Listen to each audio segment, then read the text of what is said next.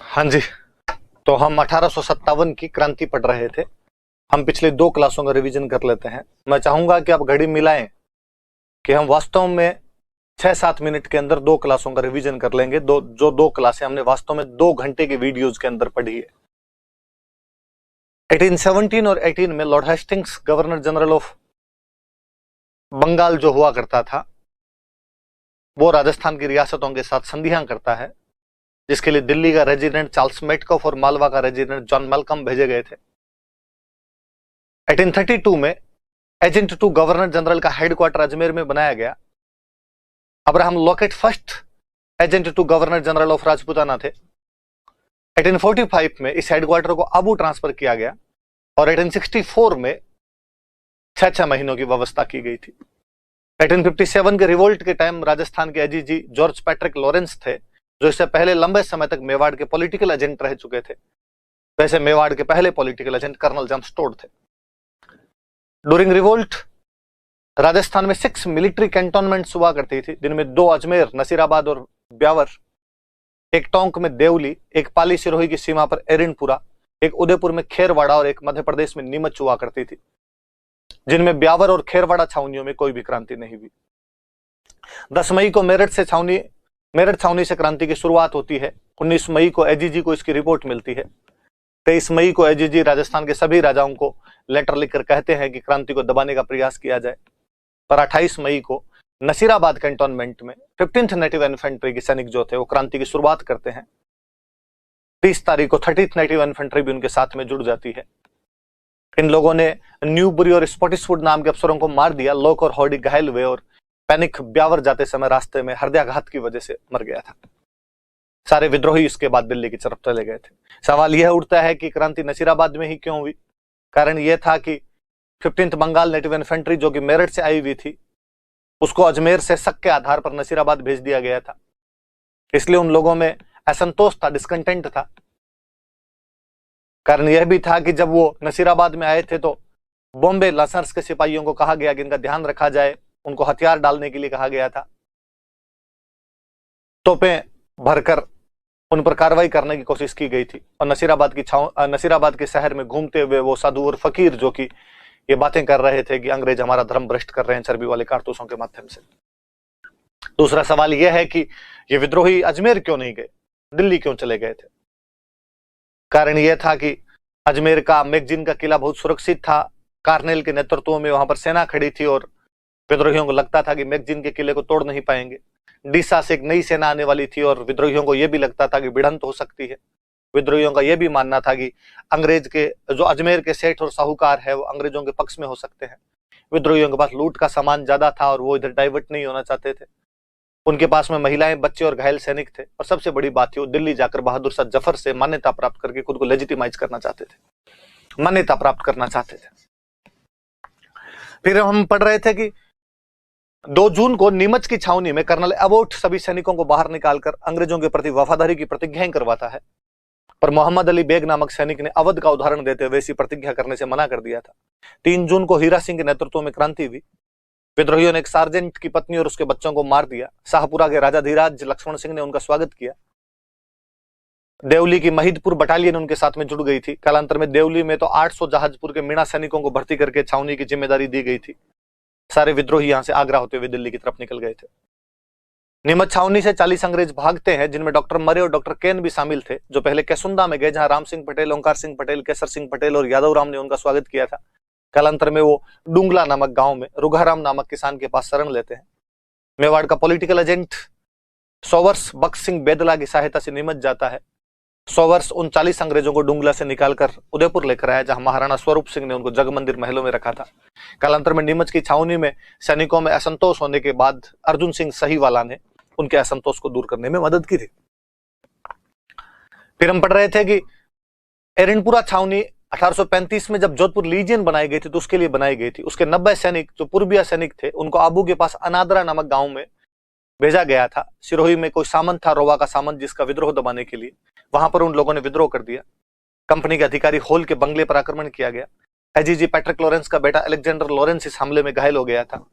वो 90 सैनिक शीतल प्रसाद, मोती खां, तिलक राम, अब्बास अली के नेतृत्व में वहां से एरिनपुरा आए अपने बाकी साथियों को साथ लिया, मारो फिरंगी दिल्ली चलो के नारे लगाते वहां से आगे बढ़े, जहां खेरवाम के अंदर उनको आउवा का सामंत कुशाल सिंह चंपावत मिला, जिसने जोधपुर महाराजा तख्त सिंह की इच्छा के खिलाफ अपने पास स्थित एक छोटी सी जागीर बिठोड़ा के सामंत कान जी को मारकर जोधपुर रियासत के खिलाफ बगावत कर रखी थी।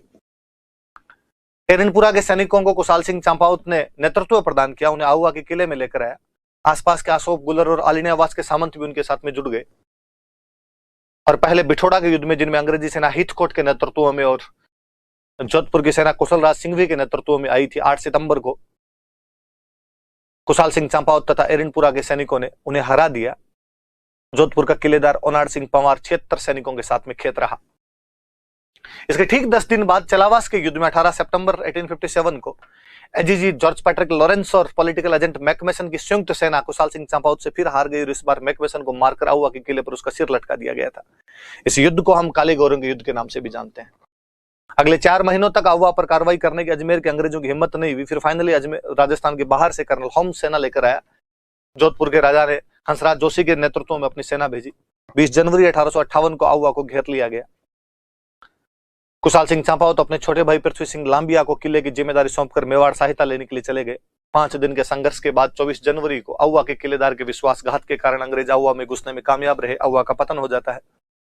अंग्रेज सुगाली माता की मूर्ति उठाकर ले गए, जो काले संगमरमर की मूर्ति है, जिसमें 10 सिर और 54 हाथ है, जो पहले आबू के अंदर गोदाम में बंद कर दी गई। कालांतर में अजमेर के राजपुताना म्यूजियम में रखा गया और बाद में इसे पाली के बांगड़ म्यूजियम में रख दिया गया था। कुशाल सिंह चंपावत कोठारिया के जोध सिंह और सलुम्बर के केसरी सिंह चुंडावत के पास शरण लेते हैं और बाद में 8 अगस्त 1860 को नीमच के अंदर अंग्रेजों के सामने सरेंडर कर देते हैं, जिनको बाद में अंग्रेजों ने रिहा कर दिया था। हालांकि वो अपने मृत्यु पर्यंत उदयपुर के अंदर रहे थे। 1864 में उनकी मृत्यु के बाद उनके बेटे देवी सिंह को ही आउवा की जागीर प्राप्त हो पाई थी। एरनपुरा के सैनिकों ने शिवनाथ सिंह आसोप के नेतृत्व में दिल्ली की तरफ जाने का प्रयास किया था और नारनौल के पास गेराड़ से हार गए थे। शिवनाथ सिंह ने उसके बाद भी बड़लू नामक स्थान पर, बड़लू या बड़सू नामक स्थान पर 35 दिनों तक अंग्रेजों के खिलाफ और लोहा लिया था। ये सब बातें हमने 2 क्लासों के अंदर पढ़ी। मुझे लगता है 5 से 6 मिनट के अंदर हम 2 क्लासों की बातें तमाम रिवाइज कर लेते हैं। हमने पढ़ा था कि 1857 की क्रांति मुख्यतः सैनिकों की क्रांति थी। हालांकि बाकी तत्व भी सम्मिलित थे, हम पढ़ेंगे, पर बड़े तौर पे इनिशिएटिव को सैनिकों द्वारा किया गया था। सैनिक छावनी में रहते। हमने पढ़ा कि राजस्थान में 6 छावनी थी, जिनमें से 4 में क्रांति हुई थी और नसीराबाद, नीमच, देवली और एरनपुरा थी। 2 छावनियां ऐसी थी जहां पर क्रांति हुई नहीं, एक तो ब्यावर और एक खेरवाड़ा। पर क्या राजस्थान की क्रांति केवल छावनियों तक सीमित थी? क्या राजस्थान के अन्य भूभागों में क्रांति नहीं हुई? विद्रोह की वो भावना अन्य भूभागों में नहीं पहुंची? तो हम कहते हैं कि नहीं, ऐसा नहीं था। अन्य भूभागों में भी उस क्रांति की लपटें पहुंची थी। यह क्रांति केवल सैनिक छावनियों या मिलिट्री कैंटोनमेंट तक सीमित नहीं थी। हम पढ़ेंगे कि वे कौन से भूभाग थे जहां पर क्रांति का असर रहा। आप याद रखिए इस बात को कि छावनियों के अलावा यदि 1857 की क्रांति ने राजस्थान में सबसे अधिक रंग और जोर दिखाया था तो वह जगह थी कोटा। कोटा में जन विद्रोह हो गया था। मेरे शब्द पे ध्यान दीजिए आप, जन विद्रोह, public revolt, public rebellion. Simple pre का क्वेश्चन आ सकता है, राजस्थान का वह स्थान जहां पर 57 की क्रांति ने जन विद्रोह का रूप धारण कर लिया था। जनता स्पॉन्टेनियस, स्वतःस्फूर्त क्रांति में उतर गई थी, तो वह जगह कोटा है। हम पढ़ते हैं क्या बात थी क्या नहीं थी। मैं थोड़ा समझाता हूं, आप देखना थोड़ा सा। हम कोटा के बारे में बात करते। 15 अक्टूबर को क्रांति होती है। याद रहे, नसीराबाद 28 मई, नीमच 3 जून, आपके एरनपुरा 21 अगस्त, कोटा 15 अक्टूबर 1857। 2 लोग हैं क्रांति करने वाले। एक वकील है जयदयाल, एक रिसालदार है मेहराब खान।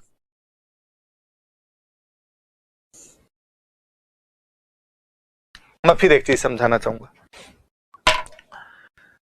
अंग्रेजों से संधि के बाद में एक राजा होता था, एक अंग्रेजों की तरफ से एक बंदा रहता था रेजिडेंट। राजा और रेजिडेंट के बीच में बातचीत करने के लिए एक अधिकारी की नियुक्ति और की जाती। राज्य की तरफ से एक अधिकारी नियुक्त किया जाता। अंग्रेजों की तरफ से बात कौन करेगा? राजा खुद जा जाके दिल्ली थोड़ी बात करेगा। वो जो एक बिचौलिया, एक मीडिएटर हुआ करता था, उसको वकील बोलते थे। आज भी देख लो वकील का काम क्या है, आपके और जज के बीच की बातचीत को करने वाला आदमी होता है।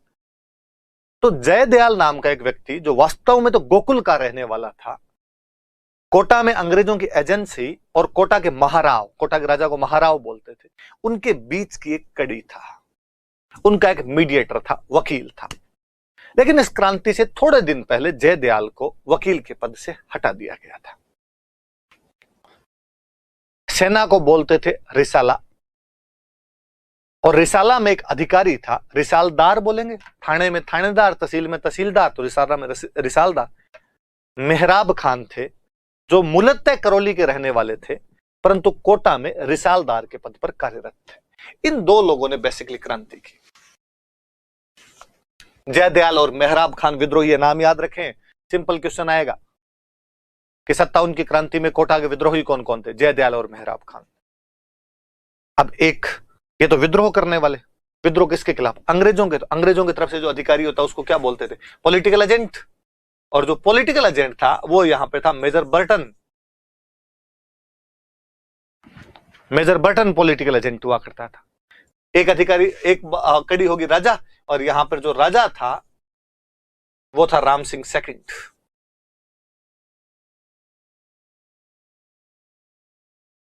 राम सिंह सेकंड हुआ करता था। मेजर बर्टन की नीमच में पोस्टिंग थी। मेजर बर्टन, जब क्रांति की इन खबरें मिली, नीमच के अंदर विद्रोह वगैरह जब दबाया, उसके बाद वह कोटा आता है, राम सिंह से मिलने के लिए जाता है। और जब वो राम सिंह से मिलने के लिए जाता है, जब राम सिंह और मेजर बर्टन के बीच में बातचीत होती है, राम सिंह सेकंड कौन? कोटा का राजा। मेजर बर्टन कौन? कोटा का पॉलिटिकल एजेंट। तो उसने राम सिंह जी को कहा कि राम सिंह जी, मेरे पास ऐसे कई इनपुट है, ऐसी कई न्यूज है कि कोटा में भी क्रांति हो सकती है। कुछ लोग इस प्रकार की कॉन्स्पिरेंसी में शामिल है, इस प्रकार के षड्यंत्र में शामिल है। प्लीज उन लोगों के खिलाफ एक्शन लिया जाए। राम सिंह जी ने पूछा कि कौन है वो लोग? मेजर बर्टन ने कहा कि दो तो आपका, एक तो वकील जिसको थोड़े दिन पहले आपने हटा दिया था जयदयाल, एक सेना में जो मेहराब खान नाम का रिसालदार है वह। दो नाम इसने और बताए, रतन लाल और जिया लाल।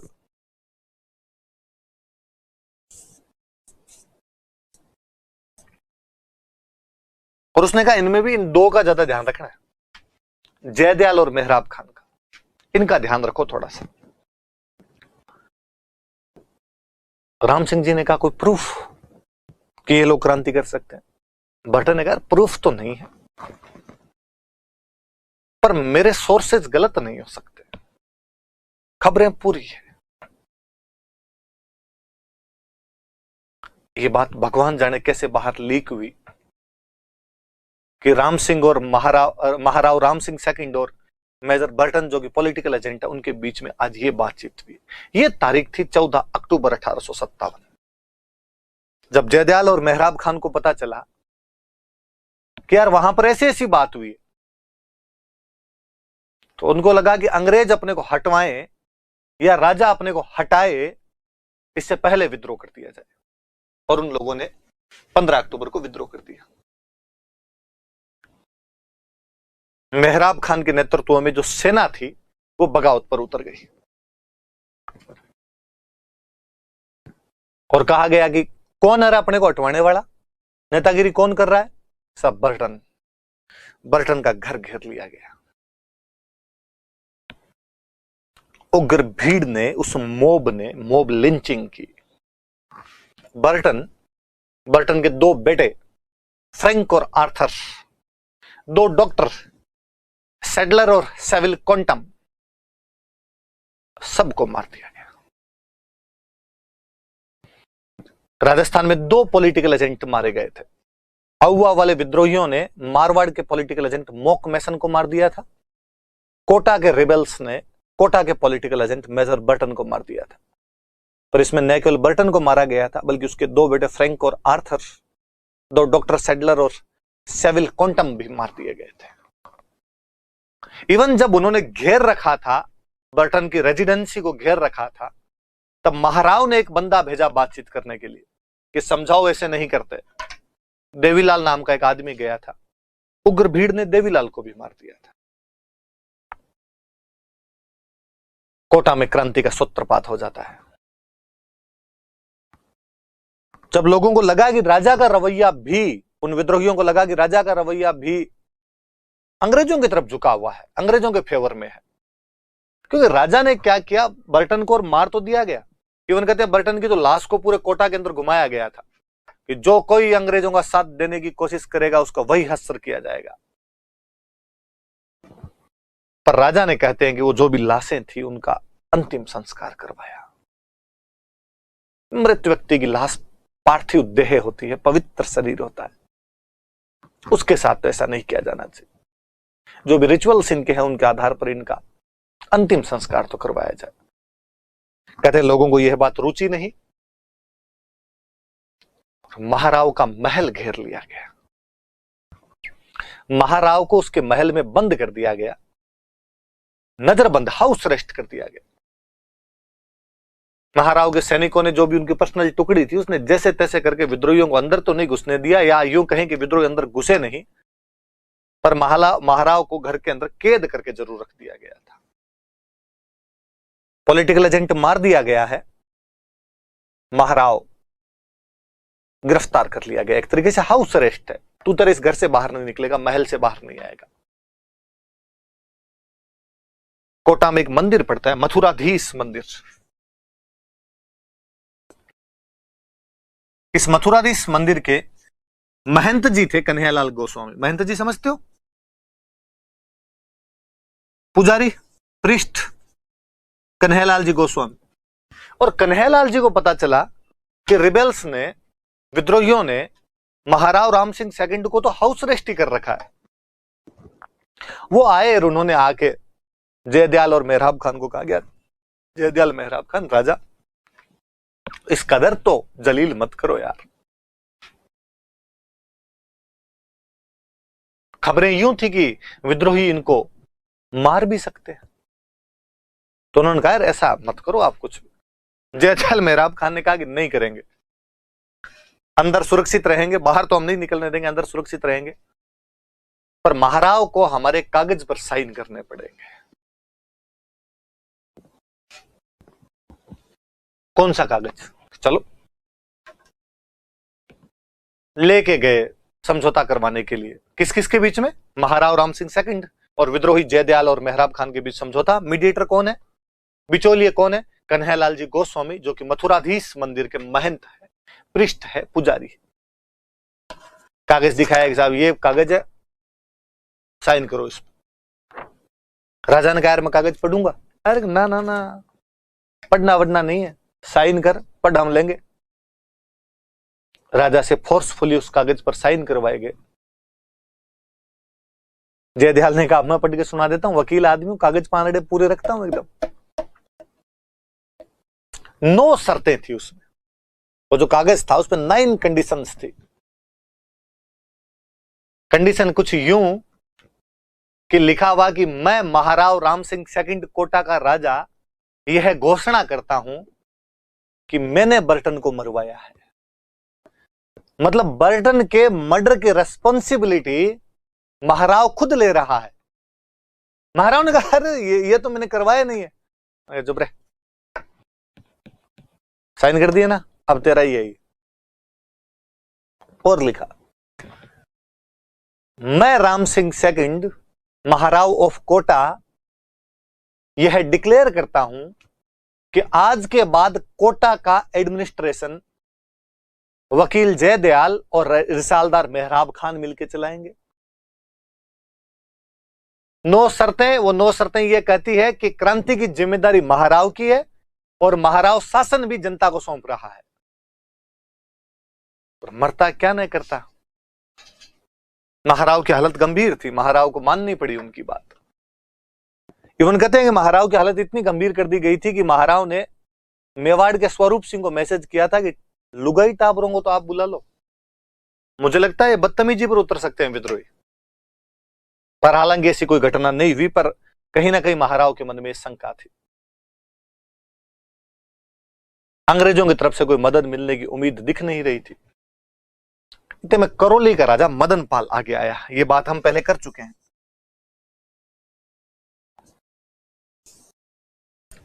मदन पाल ने अपनी एक टुकड़ी भेजी और महल के बाहर जो विद्रोही जमा हो रखे थे, जो महल को घेर रखा था, उस महल को उन्होंने स्वतंत्र करवाया।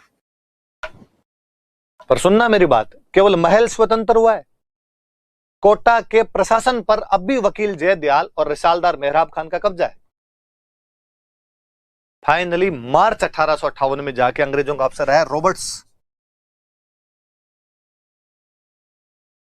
और रॉबर्ट्स ने 30 मार्च 1858 को कोटा को पूर्णतया मुक्त करवाया था। कई लोग लड़ाई में मारे गए। जयदयाल का भाई था एक हरदयाल, वो इस लड़ाई में मारे गए थे। मेहराब खान का भाई था करीम खान, वो इस लड़ाई के अंदर मारे गए थे। जयदयाल और मेहराब खान भागने में कामयाब रहे, पर कालांतर में इनको भी पकड़ लिया गया। दोनों को फांसी लगाई गई। फांसी उसी नीम के पेड़ के पास लगाई गई जिस नीम के पेड़ के पास वो रेजिडेंसी थी जिसमें विद्रोहियों ने बर्टन को मारा था। अंग्रेज ये बताना चाहते थे कि आपने हमारे अफसर को मारा है तो आपके साथ भी हम उतना ही नृशंसतापूर्वक व्यवहार करेंगे। लेकिन 6 महीने तक, अक्टूबर से मार्च देख लो, अक्टूबर, नवंबर, दिसंबर, जनवरी, फरवरी और मार्च, 6 महीने तक कोटा की सत्ता कोटा के महाराव के हाथ से छीन ली गई थी। कोटा की सत्ता विद्रोहियों के हाथ में थी। अंग्रेजों ने रॉबर्ट्स को कहा कि जांच और कर कि क्या बर्टन की हत्या में महाराव राम सिंह सेकंड का हाथ है, क्योंकि उनको वो लेटर मिला जयदयाल मेहराब खान की नो कंडीशन वाला, जिसके अंदर महाराव डिक्लेयर करता है कि मैंने करवाई है। महाराव ने कहा बंदूक लगवा के लेटर पे साइन करवाए हुए हैं, पंडित जी को पूछ लो, कन्हैयालाल जी को पूछ लो। हालांकि रॉबर्ट्स ने जब जांच की तो अंग्रेजों ने फाइनली कहा कि बर्टन की हत्या में, बर्टन के मर्डर में महाराव का अपराध तो नहीं है, निरपराध है, इसका तो कोई क्राइम नहीं बनता है, इसने नहीं मारा बर्टन को, पर यह बर्टन के मर्डर के लिए रिस्पॉन्सिबल जरूर है। क्योंकि बर्टन ने जब पहले दिन कह दिया था कि इनको रोका जाए, तो रोके क्यों नहीं? और फिर जब बर्टन की छावनी घेर ली गई थी तब भी इसने कोई बचाने का प्रयास नहीं किया था। और अंग्रेजों ने उसकी तोपों की सलामी घटाई। पहले उसको 15 तोपों की सलामी मिला करती थी, महाराव को घटा के 11 तोपों कर दी। ये बेइज्जती हुआ करती थी। इसका मतलब पहले जब राजा अंग्रेजों के पास जाया करता तो उसके सम्मान में 15 गन सैल्यूट दिए जाते, 15 तोपों की सलामी होती, अब का 11। और इस तोपों की सलामी के आधार पर जब सारे राजा इकट्ठे हुआ करते थे, उनकी बैठने की व्यवस्था होती, जिसकी जितनी ज्यादा तोपों की सलामी उसको आगे बिठाएंगे, फिर उससे पीछे, उससे पीछे, उससे पीछे। तो ये अपने आप में एक बेइज्जती वाली बात थी कि भाई बेइज्जती। तो करौली के राजा मदन पाल को अंग्रेजों ने कहा कि शाबाश मेरे चीते, ये हुई ना बात, और तेरे को 17 तोपों की सलामी देते हैं, तेरी बढ़ाते हैं और इनकी घटा देते हैं। तो उसकी बढ़ा के बाद में 17 तोपों की सलामी दी गई थी। ये मैं पहले ही पढ़ा चुका था आपको। ये कोटा का जन विद्रोह है। मेंस में 50 शब्दों में पूछा जा सकता है, आप लिखने का प्रयास करना। प्री में खूब सारे फैक्ट बनते हैं, पूछे जा सकते हैं। कब हुआ? 15 अक्टूबर 1857। किसके नेतृत्व में हुआ? वकील जयदयाल और मेहराब खान। कौन था पॉलिटिकल एजेंट? मेजर बर्टन, जिसको उसके 2 बेटों और 2 डॉक्टरों के साथ मार दिया गया। महाराव कौन था? राम सिंह सेकंड, जिसको नजरबंद कर दिया गया। समझौता किसने करवाया? कन्हैयालाल गोस्वामी, जो कि मथुराधीश मंदिर के महंत है। कितनी शर्तों वाला था? 9 शर्तों वाला। कहां के राजा ने हेल्प करके महल को वो आपके आजाद करवाया? तो वो आपके था करौली का मदन पाल। और फिर फाइनली अंग्रेजों की तरफ से कौन सा अफसर आया? तो रॉबर्ट्स। कब कोटा को फुली लिबर्टी मिली? जाके तो 30 मार्च 1858 को जाके मिलती है। हम पढ़ लेते हैं क्या क्या चीजें हैं। और लिखा हुआ है कोटा में जन विद्रोह, मास रिबेलियन, या मैं कहूंगा पब्लिक रिबेलियन लिखो तो और ज्यादा अच्छा। इन कोटा, इस पे ध्यान देना। जनता कहां पर ज्यादा उग्र हो गई थी, तो कोटा में। कब है, तो मैंने अभी बताया आपको, 15 अक्टूबर 1857। विद्रोही कौन कौन थे, तो वकील जयदयाल। आप लॉयर मत लिखना, मैं चाहूंगा आप इसको वकील ही लिखें, वकील ही बोलते थे, वकील जयदयाल। रिसालदार मेहराब खान, रिसालदार मैंने बता दिया, सेना को रिसाला बोलते, सेना की पोस्ट हुआ करती थी, इनके नेतृत्व में क्रांति हुई थी। राजा राम सिंह सेकंड है, पॉलिटिकल एजेंट मेजर बर्टन है। बताया देखो, 14 अक्टूबर को, एक दिन पहले, बर्टन ने महाराव से मुलाकात की, महाराव से मिला, बेचारा नीमच से आया था वो, और उसने जयदयाल और मेहराब खान को तो दंड दो, इनको तो पनिश करो, ये खबरें फैला रहे हैं हमारे खिलाफ ऐसे, और रतनलाल और जियालाल को हटा दो। जयदयाल और मेहराब खान को तो पनिशमेंट दिया जाए और रतनलाल और जियालाल को हटाया जाए। ऐसी बात कब की गई, 14 अक्टूबर को। 15 अक्टूबर को विद्रोहियों ने बर्टन और उसके दो बेटे फ्रैंक और आर्थर, अंग्रेजों के टाबर कितने क्यूट क्यूट से होते हैं, यूं गोरे गोरे लगते ही यूं गुलगुले से जोरदार है, पता नहीं डाकियों ने कैसे मार दिया उन बापड़ों को। और एक रेजिडेंसी का सर्जन था, डॉक्टर सेल्डर, और एक कोटा डिस्पेंसरी के डॉक्टर थे, डॉक्टर सेविल कोंटम।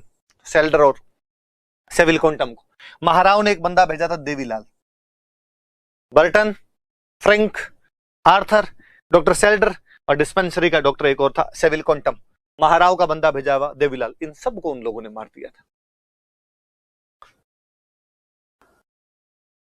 विद्रोहियों ने महाराव को नजरबंद, हाउस अरेस्ट, घर के अंदर बंद कर दिया और कोटा पर अधिकार कर लिया। मथुराधीश मंदिर के महंत पृष्ठ कन्हैयालाल गोस्वामी की आर्बिट्रेशन, मध्यस्थता, मीडिएशन से महाराव और विद्रोहियों के बीच एक समझौता हुआ तथा महाराव को बर्टन की हत्या की जिम्मेदारी वाले एक संधि पत्र पर हस्ताक्षर करवाए गए। याद रखना, इस संधि पत्र में 9 धाराएं थी, 9 शर्तें थी, 9 कंडीशंस थी, ये भी याद रहे बात अपने आप में, ये बात मेरी बताई हुई।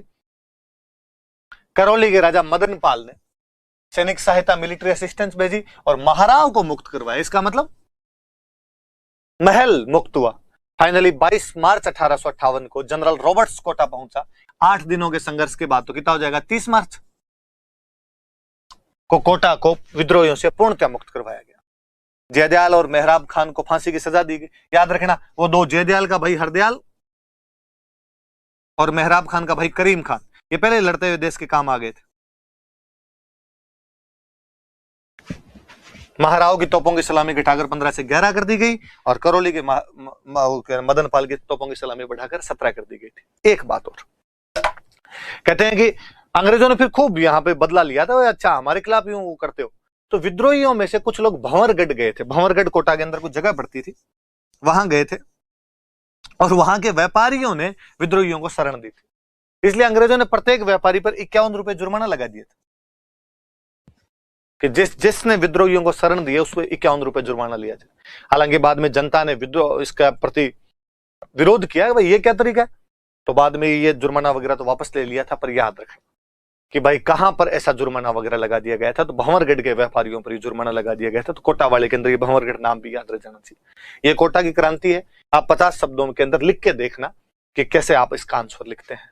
जन विद्रोह था, जनता द्वारा किया गया विद्रोह था। तमाम सब बातें याद रखना भैया। आगे बढ़ते हैं हम धौलपुर में विद्रोह। देखो मैं सिंपल सा बता देता हूं, धौलपुर में विद्रोह के लिए 2 बातें याद रखने वाली सी। बेसिकली धौलपुर में विद्रोह करने वाले भी बाहर के लोग थे, विद्रोह दबाने वाले भी बाहर के लोग थे। सिंपल सा तो यह याद रखना है। हालांकि धौलपुर में विद्रोह की शुरुआत पहले यहां पर एक गुर्जर हुआ करते थे, देवा गुर्जर। उन देवा गुर्जर ने कर दी थी। देवा गुर्जर और एक इनका साथी था भवानी शंकर। इन दोनों ने अंग्रेजी विरोधी भावनाएं तो भरनी शुरू कर दी थी। तो वैसे तो विद्रोह की शुरुआत ही कर चुके थे देवा गुर्जर और भवानी शंकर। फिर भी धौलपुर में ढंग से यदि क्रांति जिसको हम कहते हैं वो की थी, तो बाहर के ग्वालियर और इंदौर के विद्रोही आ गए थे।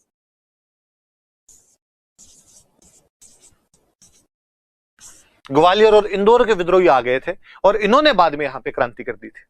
अपने वाले भी इनके साथ में जुड़ गए। पहले देवा गुर्जर भवानी शंकर शुरुआत करते हैं, फिर इंदौर और ग्वालियर के विद्रोही आ गए। धौलपुर में राजा जी हुआ करते थे भगवंत सिंह, और भगवंत सिंह को लगा कि पार पड़ेगी नहीं, तो भगवंत सिंह रिश्तेदार थे पटियाला के राजा, तो उन्होंने पटियाला के राजा को मैसेज किया कि राजा साहब थोड़ी सहायता भेजो। तो पटियाला से सैनिक सहायता आई, तब जाके क्रांति दबी। जिस प्रकार कोटा वालों को करौली की मिलिट्री असिस्टेंस मिली थी, उसी प्रकार धौलपुर वालों को पटियाला से सैनिक सहायता मिली। सिंपल याद रखना है, धौलपुर में क्रांति की शुरुआत देवा गुर्जर और भवानी शंकर ने की। फिर इंदौर और ग्वालियर के विद्रोही यहां पर आ गए थे, तो बाहर से विद्रोही आए। धौलपुर के राजा भगवंत सिंह ने इस विद्रोह को दबाने के लिए पटियाला से सेना बुलाई थी। पटियाला से आर्मी आई और उसने आके इस विद्रोह को दबाया था। भगवंत सिंह राजा का नाम है, ये याद रख लेना। केवल 3-4 बात है, कोई ज्यादा बड़ी बातें नहीं।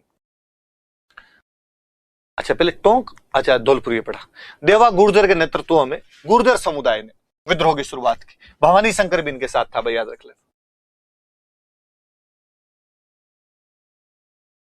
ग्वालियर और इंदौर के विद्रोहियों ने, 2 नाम याद रखने, राव रामचंद्र और हीरालाल के नेतृत्व में, हाँ ये भी याद रखना। राव रामचंद्र और हीरालाल के नेतृत्व में संगठित विद्रोह किया। वो जो बाहर से आए थे उनके नेता कौन थे? तो राव रामचंद्र थे और हीरालाल थे। याद रहे, नीमच वाले का नाम हीरा सिंह है। लिखा हुआ है राजा भगवंत सिंह ने विद्रोह को दबाने के लिए पटियाला से सेना बुलाई। सीधे सीधे 5 नाम याद रखने। देखो, अपने यहाँ पे शुरुआत किसने की? देवा गुर्जर।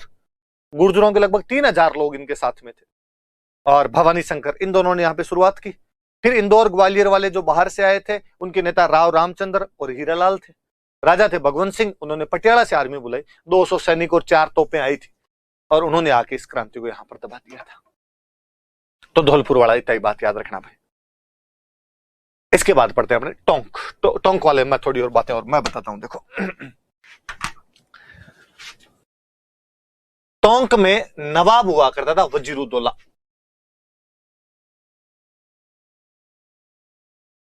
और जो वजीरुद्दौला थे, ये अंग्रेजों के समर्थक। राजा महाराजाओं ने सबने अंग्रेजों का समर्थन ही किया था। शाहपुरा वाले राजा का जरूर हम पढ़ते हैं कि उसने नीमच के विद्रोहियों को सहायता की थी, और जब मेवाड़ का पॉलिटिकल एजेंट सोवर्स उसके पास गया था, तो उसने किले के दरवाजे बंद कर लिए थे, अंदर ही नहीं आने दिया था। बाकी सब राजा अंग्रेजों के साथ रहे थे। तो वजीरुद्दौला भी अंग्रेजों का समर्थक। पर इसके एक मामा हुआ करते थे, मीर आलम खां। मामा जी ने कहा नहीं साहब, अपने से तो अंग्रेजों का साथ आज दिया जाए निकल दिया जाए। तो मीर आलम खान साहब जो थे, ये विद्रोहियों के साथ हो गए थे। तो नवाब वजीरुद्दौला तो अंग्रेजों के साथ थे, इनके मामा जी मीर आलम खान विद्रोहियों के साथ थे। लड़ते हुए काम आए थे देश के, वीरगति को प्राप्त हुए थे मीर आलम खान। तो याद रखना भाई इनका नाम। अब टोंक में और बातें पढ़ते हैं। टोंक में छावनी पड़ती थी देवली, और नीमच वाले विद्रोही जब आए थे तो देवली की महीदपुर बटालियन इनके साथ चली गई थी, ये मैंने बता ही दिया था। टोंक में एक जगह पड़ती थी निम्बाहेड़ा। जी हाँ, सही सुन रहे हैं आप में से कईयों के दिमाग में आएगा कि निम्बाहेड़ा तो चित्तौड़ में है। हाँ, अब चित्तौड़ में। उस समय टोंक रियासत का भाग हुआ करता था, निम्बाहेड़ा। निम्बाहेड़ा में नीमच वाले जब पहुंचे, तो निम्बाहेड़ा में बाकायदा स्वागत किया गया था। नीमच वाले विद्रोहियों का जन स्वागत किया गया था निम्बाहेड़ा के अंदर। लोगों ने बाकायदा बाहर फूल बरसाओ टाइप की फीलिंग लेके आए थे। यहां पे चाय पानी पिलाया उनको। उन्होंने कहा जाने दो, हमारे पीछे आर्मी पड़ी हुई है, अंग्रेज आ रहे हैं। उनका चिंता ही मत करो। निम्बाहेड़ा में एक बंदे हुआ करते थे, ताराचंद पटेल। और ताराचंद पटेल ने कहा तो चिंता ही मत करो, कौन आ रहा है आपके पीछे? अरे वो जैक्सन, अंग्रेजों का एक अफसर था जैक्सन, कि जैक्सन पीछा कर रहा है हमारा, चेज कर रहा है हमको। नीमच वालों ने कहा। ताराचंद पटेल ने कहा आप तो आराम से निकलो, आगे जाओ, दिल्ली पहुंचो, जैक्सन को मैं निम्बाहेड़ा में डांस करवा दूंगा। और कहते हैं जैक्सन की जब सेना आ रही थी, तो इन ताराचंद पटेल ने उनको निम्बाहेड़ा में भी रोकने की कोशिश की थी, ताकि नीमच वालों को इतना पास दिया जा सके कि वो आराम से निकल जाए, जैक्सन उनका पीछा ना कर सके। ताराचंद पटेल भी वीरगति को प्राप्त हुए थे। सिंपल सी 2-3 बातें तो ये याद रखनी है कि टोंक में वजीरुद्दौला नवाब थे जिन्होंने अंग्रेजों का समर्थन किया, पर उनके मामा मीर आलम खान ने विद्रोहियों को सपोर्ट कर दिया था। टोंक की देवली छावनी की महीदपुर बटालियन नीमच छावनी वालों के साथ मिल गई थी। नीमच छावनी वाले सैनिक जब निम्बाहेड़ा पहुंचे थे, तो जनता ने इनका स्वागत किया था। जब कर्नल जैक्सन इनका पीछा करते हुए निम्बाहेड़ा आया, तो यहां पर आपके ताराचंद पटेल के नेतृत्व में लोगों ने उनका विरोध किया, उनका सामना किया। दोनों तीनों बातें याद रखना। एक बात मैं और बताता हूं। मध्य प्रदेश में एक जगह पड़ती है अपने मंदसौर। मंदसौर में एक बंदा था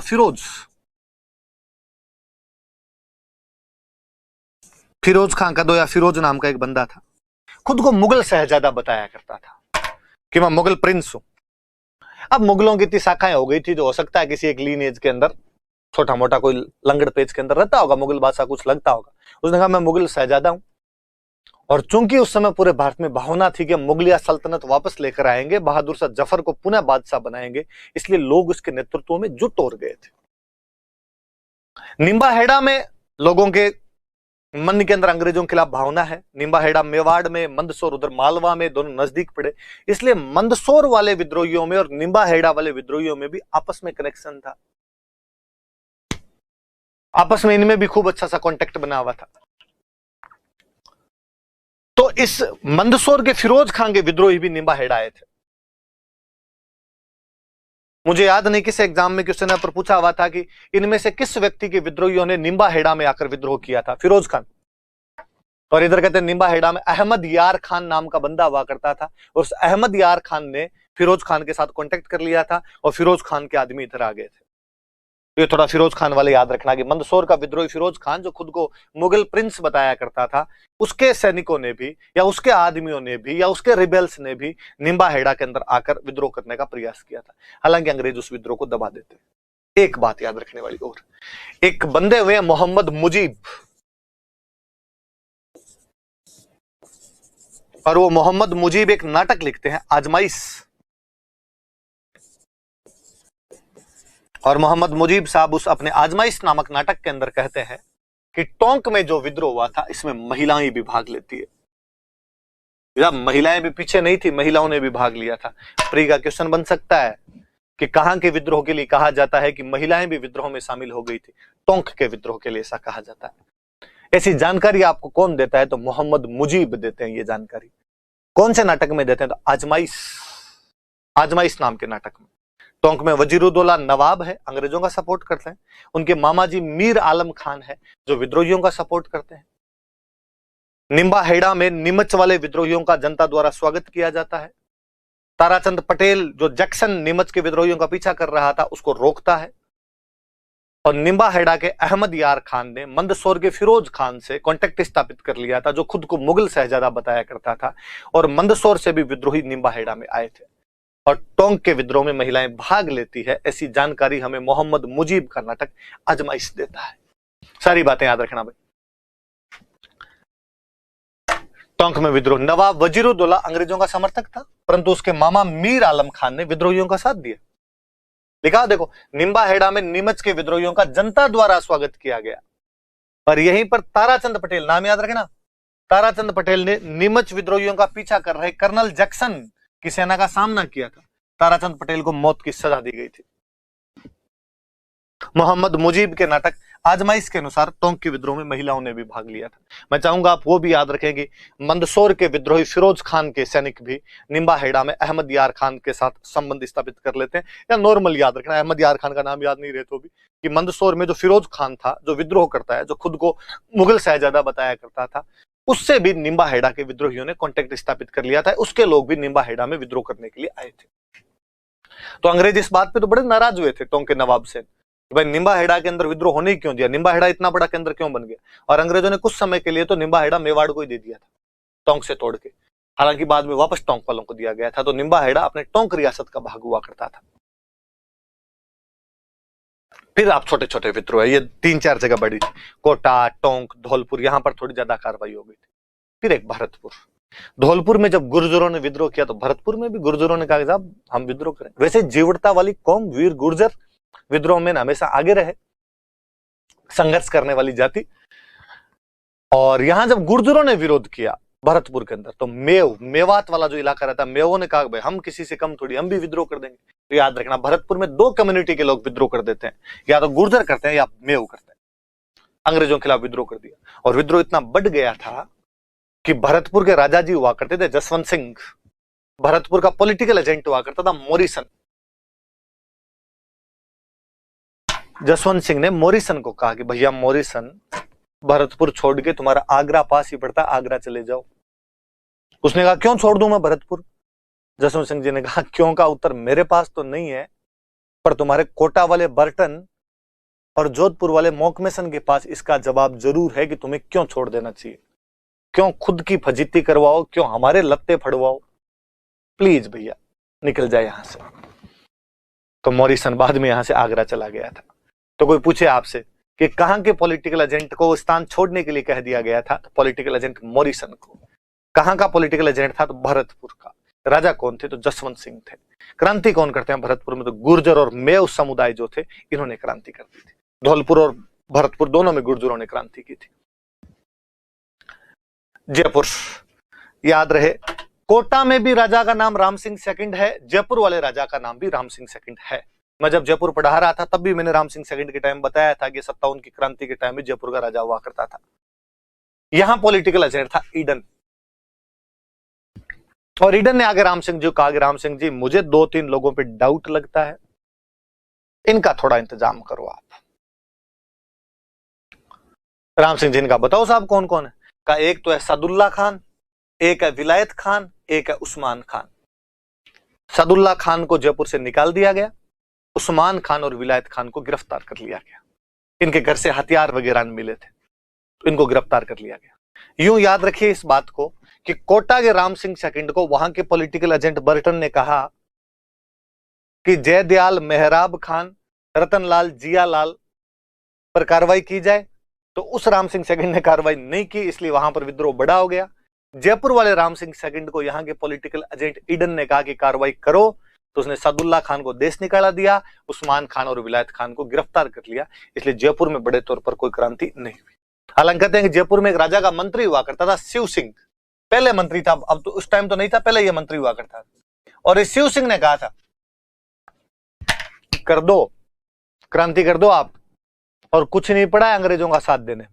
पर कहते हैं भाई शिव सिंह की बात मानी नहीं थी, उन्होंने ईडन की बात मान ली थी। तो ये भी कोई पूछे आपसे कि जयपुर के राजा को कौन से मंत्री ने भड़काने की कोशिश की थी कि आप क्रांति कर दो, तो शिव सिंह नाम का वो मंत्री था। पर इसने उसकी बात नहीं मानी, अंग्रेजों की बात मानी। अंग्रेज बड़े राजी हुए। अंग्रेजों ने बाद में इसको एक उपाधि दी, सितारे हिंद, स्टार ऑफ इंडिया है भाई साहब, और एक परगना दिया था। एक कोटपुतली वाला इलाका था, ये उस समय अंग्रेजों के पास हुआ करता था, और इन्होंने ये इलाका जयपुर के राजा को गिफ्ट में दे दिया था। जाओ तुम हमारे दोस्त हो, तुमने हमारी सहायता की, हम तुम्हारी सहायता करें। तो जयपुर में क्रांति कौन कौन करने वाले थे? सादुल्ला खान, विलायत खान, उस्मान खान विद्रोही है। राजा कौन है? राम सिंह सेकंड। उसको मंत्री शिव सिंह तो कहता है अंग्रेजों का साथ नहीं देना चाहिए। पॉलिटिकल एजेंट ईडन कहता है हमारा साथ दो, वो उसकी बात मानता है और विद्रोहियों को गिरफ्तार कर लेता है। अंग्रेज राजी हुए, अंग्रेजों ने उसको सितार ए हिंद की उपाधि दी और उसको कोटपुतली का परगना दिया। आगे बढ़ लेते। अब तो छोटे छोटे से अलवर में राजा हुआ करता था विनय सिंह। मैंने बताया था विनय सिंह का दो या बन्ने सिंह का दो एक ही बात है, तो बन्ने सिंह नाम आए तो भी राजा सब अंग्रेजों के समर्थक थे, तो विनय सिंह भी अंग्रेजों का समर्थक था। पर यहां राजा का जो दीवान था फैजुल्ला खान, उसने कहा वैसे अपने विद्रोहियों का साथ देंगे। और फैजुल्ला खान ने कहा दादा का, बाप का, भाई का, सबका बदला लेगा रे फैजल। जयपुर का, भरतपुर का, धौलपुर का, मैं अकेला ही बदला ले लूंगा। तो फैजुल्ला खान यहां जरूर विद्रोहियों का साथ देता। विद्रोहियों का साथ देने की बात थी कि जब भी विद्रोही इधर से उधर कहीं जा रहे थे तो कई बार गांव से जाने दे दिया करते थे, अपनी सेना वगैरह खिलाफ नहीं भेजते, निकलने दो रहे अपने। तो वो एक तरीके से मदद ही हुआ करती थी। तो अलवर वाला याद रख लेना। बड़े बड़े तौर पर तो विद्रोह इतने ही है। जहां जहां पर विद्रोह में मैंने सारे पढ़ा दिया आपको। हमने 4 छावनियों में पढ़े, ब्यावर खेरवाड़ा में हुआ नहीं, नसीराबाद, नीमच, देवली, ऋणपुरा में पढ़ा। कोटा, टोंक, धौलपुर यहां थोड़े बड़े हैं। जयपुर, अलवर, भरतपुर में अपने छोटे छोटे 4 चीजें याद रखने वाली सी बात है, ये याद रख लेना आप। वो ये इन वाले केवल फैक्ट पूछे जा सकते हैं, वो आपके 50-50 शब्दों में क्वेश्चन आ सकते हैं। जैसे कोई पूछ ले कि 1857 की क्रांति में अहुआ का महत्व बताइए, 1857 की क्रांति में कोटा के जन विद्रोह को समझाइए, या टोंक के विद्रोह के बारे में बताइए। ये 50-50 शब्दों में कोई पूछे जा सकते हैं आपसे। और 20-20 शब्दों में तो कुछ भी उठा के पूछ ले। अगला कोई एक नाम लिख दे, मेजर बर्टन लिख दे, वो मोकमेसन लिख दे, वो यूं पूछ ले ऐसे कौन पॉलिटिकल एजेंट थे राजस्थान में जिनको क्रांति के दौरान मार दिया गया था, तो वो बात याद रख ले। अब हम थोड़ी सी इतर बात करते हैं। क्या टोपे, जिनका वास्तविक नाम हुआ करता था रामचंद्र पांडुरंग, पेशवा नाना साहब के सेनापति थे। कानपुर के पास में एक बिठूर नाम की जगह हुआ करती थी, जहां पर मराठा पेशवा नाना साहब रहा करते थे, और नाना साहब क्रांति कर देते हैं। तात्या टोपे उनके साथ क्रांति करता है, लेकिन अंग्रेजों ने उस क्रांति को दबा दिया। जब हम मॉडर्न इंडिया पढ़ेंगे तो और विस्तार से उसको पढ़ेंगे। नाना साहब को भागना पड़ा। हमेशा कहते हैं कि वो कुछ समय कोठारिया के जोध सिंह के पास भी रहे थे, फाइनली वो नेपाल की तरफ भाग गए थे। तो तात्या टोपे अब किधर जाए? तो तात्या टोपे उसके बाद झांसी की रानी की मदद करने के लिए चला जाता है। एक और मराठा सरदार झांसी की रानी लड़ रही थी, पर फाइनली ईश्वर को यही मंजूर था, झांसी की रानी लड़ते हुए वीर गति को प्राप्त हुई, स्वर्गवास को प्रस्थान कर गई। अब तात्या टोपे अकेला रह गया। तो तात्या टोपे, उसके पीछे अंग्रेज पड़े, अंग्रेजों का विद्रोही वो। तो अब तात्या टोपे राजस्थान आता है सहायता के लिए, और उसे लगा मुझे जयपुर और हाड़ौती के अंदर सहायता मिल सकती है, तो राजस्थान में सहायता के लिए आया था। हम में से ज्यादातर लोग तात्या टोपे के बारे में जानते हैं, इसलिए हम वास्तव में इस टॉपिक को यूं पढ़ेंगे कि 57 की क्रांति में तात्या टोपे की राजस्थान में क्या एक्टिविटीज थी, कहां कहां आया था, कौन से युद्ध लड़े, क्या क्या हुआ था, वो सब बातें हम पढ़ेंगे। कहते हैं तात्या टोपे 1858 में 2 बार राजस्थान में घुसने का प्रयास करता है। 2 बार राजस्थान आए थे तात्या टोपे। एक तो ये याद रखने, क्रांति के दौरान 1858 में 2 बार, अगस्त के पास एक बार, फिर एक बार दिसंबर के आसपास में 2 बार राजस्थान में आए थे। सबसे पहले वो भीलवाड़ा के मांडलगढ़ आते हैं। भीलवाड़ा में एक जगह पड़ती है मांडलगढ़, जहां के हम बारे में पढ़ते हैं कि सांगा की छतरी बनी हुई है, वही मांडलगढ़। सबसे पहले भीलवाड़ा के मांडलगढ़ आए। जब वहां आए तो उनको एक बंदा मिला, टोंक का एक बंदा था, नासिर मोहम्मद खान। और नासिर मोहम्मद खान ने कहा कि तात्या तुम संघर्ष करो, हम तुम्हारे साथ हैं। तो मैं साथ खड़ा हूं, चिंता ही मत करो। और नासिर मोहम्मद खान ने उसका साथ दिया। हौसला बंधा थोड़ा, पीछे से अंग्रेज लगे हुए, रॉबर्ट्स पीछे पड़ा हुआ। और भीलवाड़ा में कोठारी नदी के किनारे एक जगह पड़ती है कुवाड़ा, वहां पे कुवाड़ा में युद्ध हुआ। और इस युद्ध में 9 अगस्त 1858 का युद्ध था। इस युद्ध में रॉबर्ट से तात्या टोपे हार गए। तात्या टोपे को रॉबर्ट से हारना पड़ा। हारे तो फिर लगा पार पड़ेगी नहीं, अंग्रेज पीछे पड़े, तो वापस उधर हाड़ौती की तरफ निकले। और उधर हाड़ौती की तरफ निकले, झालावाड़ का राजा हुआ करता था पृथ्वी सिंह। इस झालावाड़ के राजा पृथ्वी सिंह को पता चला कि तात्या टोपे इधर से निकल रहा है, राजा महाराजा अंग्रेजों के समर्थक, तो उसने अपनी बटालियन भेजी कि पकड़ के लाओ भाई, तात्या टोपे का सामना करो। 12th क्लास की किसी बुक के अंदर लिखा हुआ कि पलायता नामक स्थान पर उसने अपनी सेना भेजी थी। जहां तक मुझे पता है इस जगह का नाम पलायता नहीं है, रलायता ही। फिर भी आप और चेक कर लेना, आप भी थोड़ा देख लेना। मेरा जहां तक है कि रलायता नाम की जगह थी, उस बुक वाले ने भगवान जाने पलायता कैसे लिख दी। यहां पर अपनी आर्मी, दोनों नाम याद रखना, ऑप्शन में जैसे आए आप देख लेना। झालावाड़ के राजा थे पृथ्वी सिंह, उसने तात्या टोपे के खिलाफ वहां पे आर्मी भेजी। आर्मी को तात्या टोपे कन्विंस कर लेते हैं, और तात्या टोपे आर्मी को कहते हैं कि भाई अपने आपस में कोई दुश्मनी थोड़ी है। आर्मी ने कहा नहीं साहब, कुछ ही नहीं। तो यार मैं तो अंग्रेजों के खिलाफ लड़ रहा हूं, देश के लिए लड़ रहा हूं, तुम लोग यार ऐसे मेरे को पकड़ने के लिए आ गए। आर्मी कन्विंस हो गई। आर्मी ने कहा हाँ बात सही है, और आर्मी तात्या टोपे से मिल जाती है। केवल एक गोपाल पलटन थी जो तात्या टोपे के खिलाफ नहीं मिलती है, बाकी पूरी आर्मी ने तात्या टोपे के पक्ष में आ गई। अब तात्या टोपे कॉन्फिडेंस बढ़ेगा, अच्छा झालावाड़ की सेना तो अपने साथ है, इस गोपाल पलटन को छोड़ गए।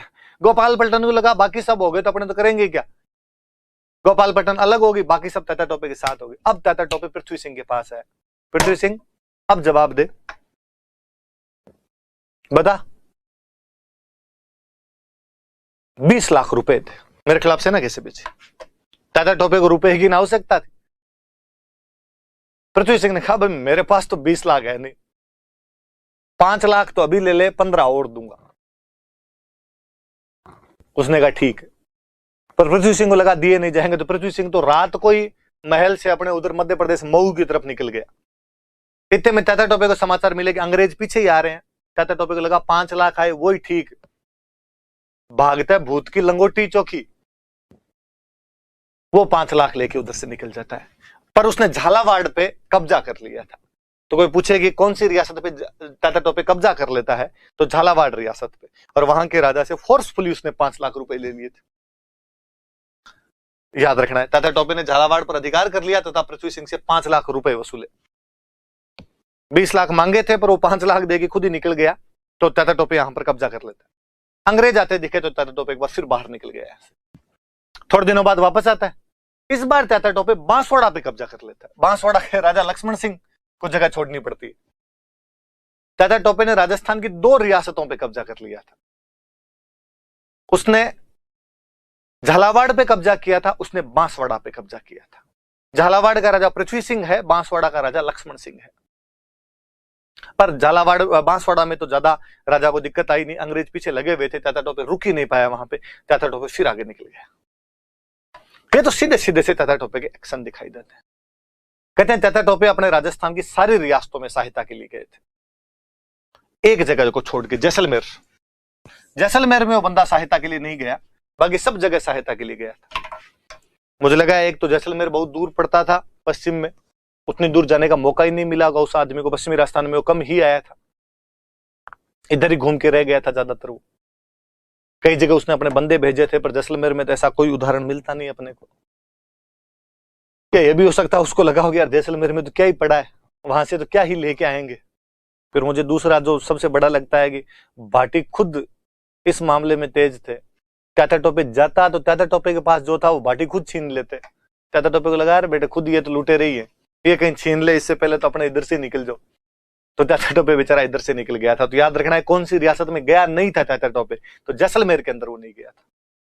फिर हम पढ़ेंगे तात्या टोपे जब यहाँ पे सहायता के लिए आया तो उसकी सहायता की किस किसने थी। 2 तो अपने मेवाड़ वाले, वो जिंदाबाद। कौन कौन?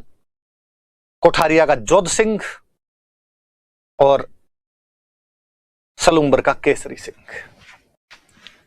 इन दोनों ने मदद की थी। इन दोनों की मैंने बताई थी। मेवाड़ में केसरी सिंह सलूम्बर और जोध सिंह कोठारिया ने तात्या टोपे को शरण दी थी।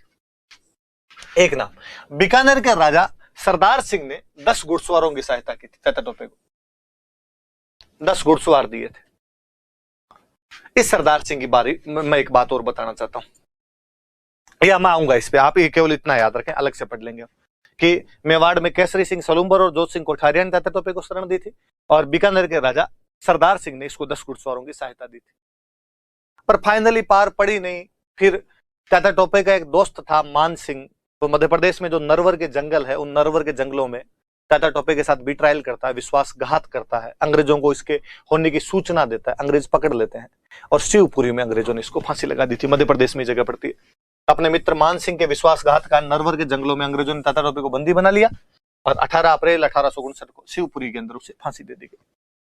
सोवर्स जो अफसर था अपने, वो सोवर्स कहता है तात्या टोपे को फांसी गलत दी यार आपने।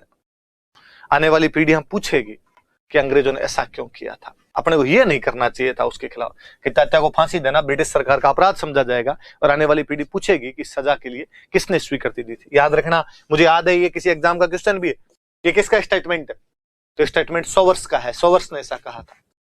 कहते तात्या टोपे यहां सिक्कर कुछ दिन रुक के गया था, इसलिए तात्या टोपे को तो फांसी लगाई गई थी, सिक्कर के एक सामंत को भी तात्या टोपे को शरण देने के आरोप में गिरफ्तार कर लिया गया था, और उसको भी फांसी दी गई थी बाद में।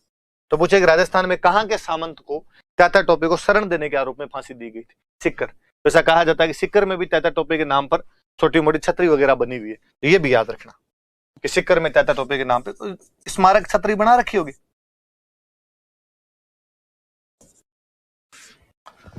छतरी बनी हुई है उसके। सरदार सिंह की मैं थोड़ी बातें और बताता हूं आपको। बीकानेर का राजा था सरदार सिंह। कहते हैं कि क्रांति में सबसे अधिक एक्टिव कोई बंदा रहा था अंग्रेजों की सहायता के लिए, तो सरदार सिंह था। सरदार सिंह के बारे में एक फैक्ट यह कहा जाता है कि वह एकमात्र राजा था जिसने अपनी रियासत के बाहर जाकर अंग्रेजों की मदद की थी।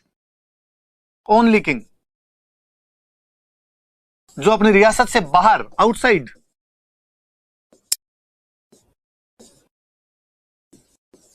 बाहर जाकर अंग्रेजों की मदद की थी। और ऐसा कहा जाता है कि हरियाणा के पास में एक जगह पड़ती है हिसार, हिसार के पास में गांव था बाड़लू, उस बाड़लू नाम की जगह पर यह विद्रोह दबाने के लिए गया था। राजस्थान का एकमात्र राजा जिसने अपनी रियासत से बाहर जाकर अंग्रेजों की मदद की वो कौन था? तो सरदार सिंह। कहां पर? तो हिसार के पास बाड़लू नामक जगह पर गया था। अंग्रेज बड़े राजी हुए। हनुमानगढ़ में अपने एक जगह पड़ती है टिब्बी, उस टिब्बी क्षेत्र को अपने बोलते हैं परगना। उस टिब्बी परगने के 41 गांव दिए थे। 41 गांव इसको बाद में दिए गए थे कि भाई ये तू रख ले। अंग्रेजों की मदद की गई थी इस वजह से। अब अपने दिमाग में एक कीड़ा कुल बुलाता है और अपने को लगता है सरदार सिंह जो अंग्रेजों की मदद करने के लिए रियासत से बाहर चला गया और जिसके लिए हम कहते हैं कि वो एकमात्र राजा था जिसने अपनी रियासत के बाहर जाकर प्रोएक्टिव होकर अंग्रेजों की मदद की थी। और उधर हम दूसरी तरफ कह रहे हैं कि उसने तात्या टोपे को 10 घुड़सवारों की सहायता दी थी। हालांकि किताबें, हिस्ट्री लिखने का तरीका होता है कि हम जो कांच दिखाना चाहते हैं हिस्ट्री के अंदर वो कांच दिखा दिया जाता है। तो हिस्ट्री किताबें लिखती है कि तात्या टोपे बीकानेर आ गए, बीकानेर की जनता तात्या टोपे के साथ हो गई, जनता ने राजा पर दबाव बनाया और उस भयंकर जन दबाव के आगे झुकते हुए, घुटने टेकते हुए बीकानेर के राजा सरदार सिंह को, तात्या टोपे को 10 घुड़सवारों की सजा देनी पड़ी। मुझे लगा यार ये तात्या टोपे की बेइज्जती है। ऊपर इतना माहौल बनाया, जनता पूरी साथ थी, जनता का दबाव था, दबाव के आगे राजा को झुकना पड़ा और घुड़सवार दिए 10। थोड़ा यूं जब जनता का दबाव दिखाना ही था तो घुड़सवार थोड़े 100 दिला देते, 1000 दिलवा देते, इधर थोड़ा वो लिख देते। जनता भोली थी बापड़ी, जानती नहीं थी कौन तात्या टोपे है न कौन सी क्रांति है। और 1857 की क्रांति वास्तव में तो अपनी हिस्ट्री में ओवररेटेड है थोड़ी सी। जब क्रांति हुई थी ना तब लोगों को पता ही नहीं था कि क्या चल रहा है। ज्यादातर तो क्रांति जो थी, क्रांति के जितने नेता थे वो अपने पर्सनल इंटरेस्ट के लिए लड़ रहे थे। भले ही बात कहने में, सुनने में कितनी ही बुरी लगे पर उसका एक सच है ये।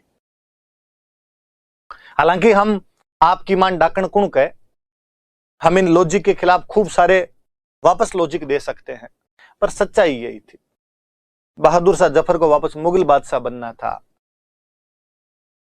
झांसी की रानी को बेटा गोद लेना था, नाना साहब की पेंशन बंद कर दी गई थी, बेगम हजरत महल के पति वाजिद अली शाह को कलकत्ता भेज दिया गया था। इसलिए इन राजा महाराजाओं के अंग्रेजों के साथ पर्सनल कॉन्फ्लिक्ट थे। उस चक्कर में ये लोग क्रांति पर आ जाते हैं। जनता चूंकि राजा महाराजाओं से जुड़ी हुई रहती थी इसलिए कई कई स्थानों पर जनता ने भी इनका साथ दे दिया था। मैं तो हालांकि और यदि थोड़ा सा ढंग से कहा जाए तो 57 की क्रांति भारत में एक मुस्लिम विद्रोह है, क्योंकि अंग्रेजों ने मुस्लिम सत्ता भारत के अंदर समाप्त कर दी थी। उनमें रोष था कि यार हमारा राज खत्म करके ये आ गए। इसलिए बड़े तौर पर मुस्लिम सबसे अधिक सत्ता उनकी क्रांति में शामिल हुए। आप यहां देख लो सारे, अब्बास अली खान एरिनपुरा वालों के नेता है, मोहम्मद अली बेग नीमच की छावनी में है, मेहराब खान कोटा के अंदर है, सादुल्ला खान, उस्मान खान, विलायत खान यहां पर है, नासिर मोहम्मद खान, मीर आलम खान, फैजुल्ला खान, तमाम मुस्लिम सेनापति ज्यादा थे।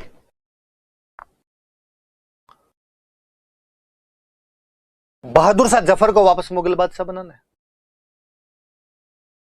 तो वो एक दिमाग में भी था मुस्लिम सत्ता स्थापित करने, और हिंदू पब्लिक ने भी कई जगह उनका साथ दे दिया था।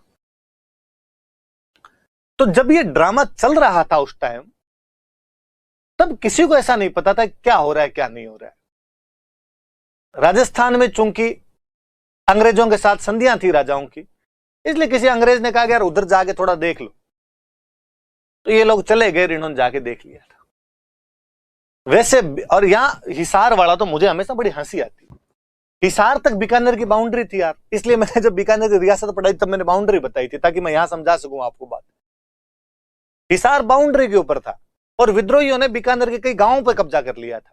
राजा अपने गांव को नहीं बचाने जाएगा तो कहां जाएगा, और जब अपने गांव से बचाने के लिए गया तो विद्रोहियों को भगाते हुए थोड़ा सा अपनी सीमा से बाहर निकल गया। और इतिहासकार बाद में लिखते हैं वह है राजा जो अपनी सीमा से बाहर जाकर अंग्रेजों की मदद कर। मैं उसको तो बापड़े खुद को ही नहीं पता कि यार मैं सीमा से बाहर आ गया क्या।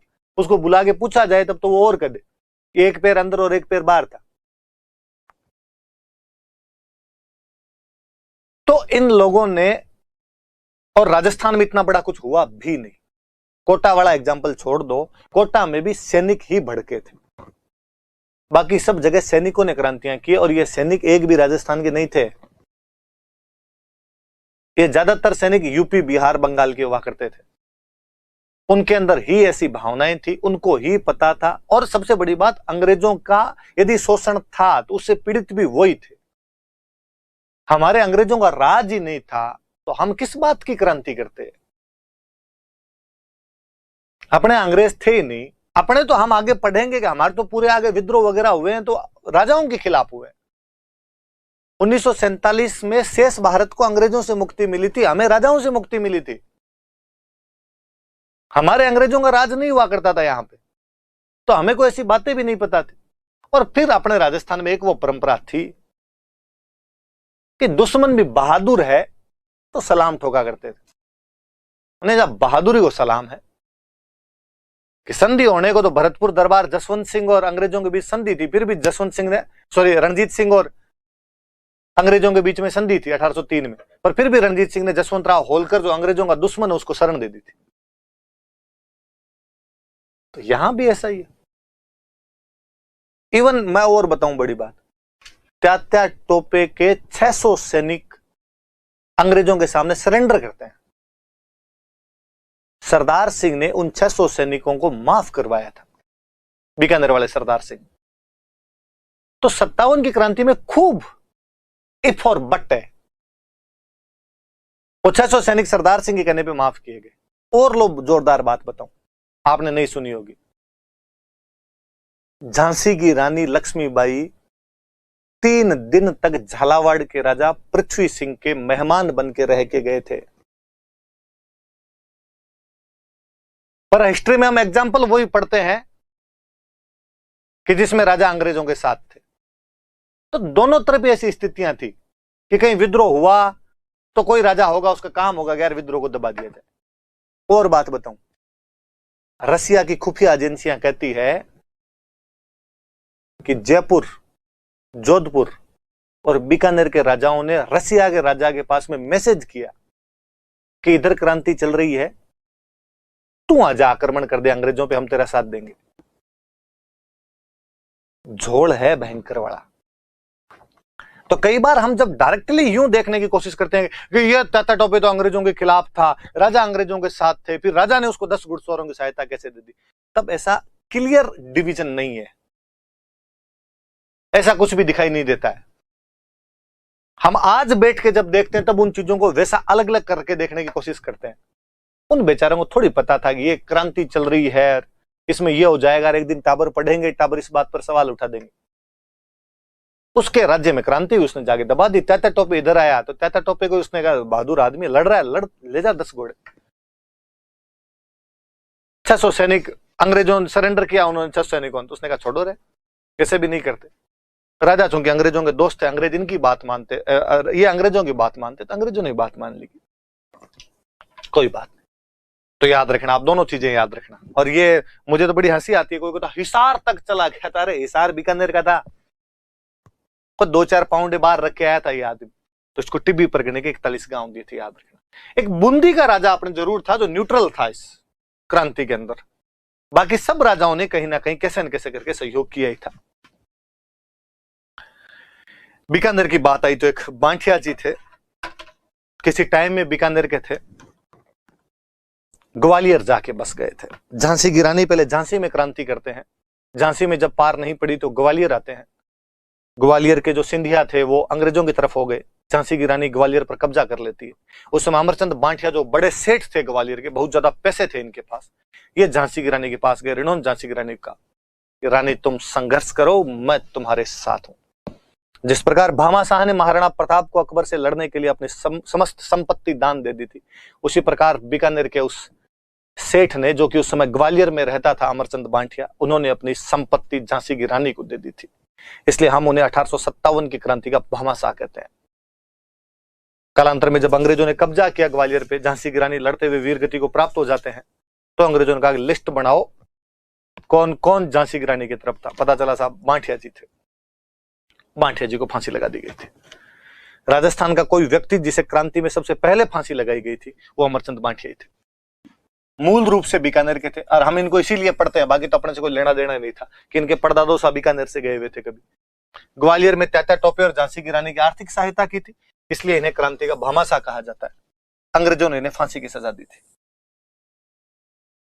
तो कोई सबसे पहले अपने राजस्थान की तरफ से कोई फांसी पे चढ़ा था तो अमरचंद बांठिया थे, बीकानेर के थे, इसलिए हम पढ़ लेते हैं, बाकी अपने से कोई लेना देना था नहीं। ग्वालियर के थे, मूल रूप से ओरिजिन इनका यहां से था। और ये अपने भारत में थोड़ी सी परंपरा ही है कि अपना कोई आदमी बाहर जाके यदि कोई काम कर देता है तो अपने उसको ज्यादा याद करते हैं। कमला हैरिस, उसने भारत आगे कभी देखा भी नहीं हो, पर हमने विरदावलियां गाई है। नवीन जिंदल पहले वहां से जो चुनाव लड़ता, नवीन जिंदल क्या है, बॉबी जिंदल, अमेरिका से पिछली बार जो चुनाव के दावेदार थे रिपब्लिकन। ये अमरचंद बांठिया जी है, ये तात्या टोपे है, याद रखना।